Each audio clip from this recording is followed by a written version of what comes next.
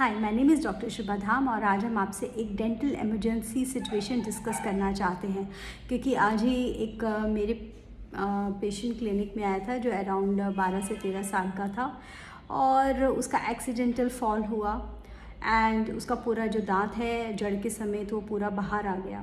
तो वो सिचुएशन में हमें दांत को 30 to 60 एक मिनट्स का एक गोल्डन आवर पीरियड होता है। इसके अंदर हम दांत को वापस से प्लेस कर सकते हैं मुंह के अंदर, यानी अगर दांत जड़ के समेत पूरा निकला हुआ है तो हम सेम सॉकेट में उसको प्लेस कर सकते हैं। फर्स्ट ऑफ ऑल, अगर दांत ऐसे कभी निकल जाए तो हमेशा ध्यान रखें कि अगर पॉसिबल है आपके लिए तो वो दांत को ढूंढें, उसको हल्का थोड़ा साफ़ करें पानी से वॉश करके और वापस से सॉकेट के अंदर लगा दें।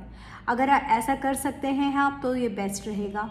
और लेकिन अगर आप ऐसा पॉसिबल नहीं है आपके साथ तो दांत को ढूंढ के उसको हम सलाइन या किसी मिल्क सबसे इजीली अवेलेबल होता है कहीं से भी, तो एक कोई भी कटोरी ले सकते हैं या कोई भी क्लोज बॉक्स ले सकते हैं, उसके अंदर मिल्क लेके और उस टीथ को हम डाल सकते हैं और डालने के बाद immediately we can reach to the dentist. अब ये सिचुएशन मैंने आपको बताई कि जब दांत पूरा फॉल ऑफ हो गया है और इसको वापस से हम लगा सकते हैं पेशेंट के मुंह में। जब एक बार दांत पूरा लग गया, सॉकेट में लगा दिया, तो डॉक्टर जो है उसको स्प्लिंटिंग कर देते हैं कुछ वीक के लिए और जिससे वो वापस अपनी पोजीशन पे आ जाते हैं। तो ऐसे दांत 10 से 15 साल जो हैं वो चल सकते हैं अगर उसको हमने ठीक से मैनेज किया है। ये पहली सिचुएशन है। दूसरी सिचुएशन होती है जब दांत फ्रैक्चर होता है और उसका ऊपर वाला जो भाग है सिर्फ वो फ्रैक्चर होता है, पूरा फ्रैक्चर नहीं होता, ऊपर वाला भाग फ्रैक्चर हो जाता है। तो ऐसे दांतों को हम वापस कॉम्पोजिट से बिल्डअप कर सकते हैं, वीनियर्स लगा सकते हैं। और अगर एक तीसरे लेवल का फ्रैक्चर होता है जिसमें दांत जो है पूरा का पूरा नस से फ्रैक्चर हो जाता है, यानी कि वो कभी कभी पूरा हाफ फ्रैक्चर हो जाता है पर वो दांत थोड़ा दिख रहा है, तो ऐसे केसेस में हम रूट कैनाल करके उसको पोस्ट एंड कोर करके या फिर जो है अगर उसमें क्राउन होता है, स्ट्रक्चर अवेलेबल है, तो हम उसको जो डॉक्टर है उसको नाइसली ट्रीट कर सकता है। तो थर्ड ऑप्शन हमारे पास, थर्ड जो सिचुएशन ऐसी होती है कि जब बच्चे डेवलपिंग होते हैं और जैसे मान के चलिए 7-8 साल के बच्चे हैं, 8-9 साल का बच्चा है, ऐसे में जड़ पूरी बनी हुई नहीं होती है। तो ऐसे में डॉक्टर जो है पहले जड़ को ठीक से उसका प्रोसेस फॉलो करता है, उसकी जड़ को ठीक से फॉर्मेशन करवाता है, एपेक्सिफिकेशन इसको बोलते हैं, और एपेक्सियोजेनेसिस ये प्रोसेस होता है।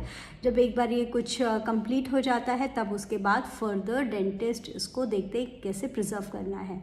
ये वीडियो बनाने का मकसद सिर्फ ये है कि ये जनरल अवेयरनेस होनी चाहिए हमारी कंट्री में about the fracture of the teeth को कैसे, क्योंकि ये तो fracture of the teeth on the spot होता है, तो ज़्यादातर लोगों को पता चलता ही नहीं है कि इस तरीके के दांतों को किस तरीके से कोई भी जो आसपास के लोग हैं, पेरेंट हैं, कैसे डील करें।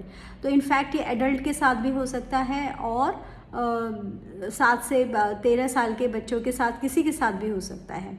पर याद रखिए ये जो सारा प्रोसेस है सिर्फ परमानेंट टीथ के लिए है, मिल्क टीथ के लिए नहीं है जो ये ट्रीटमेंट प्लान मैंने आपको बताया है।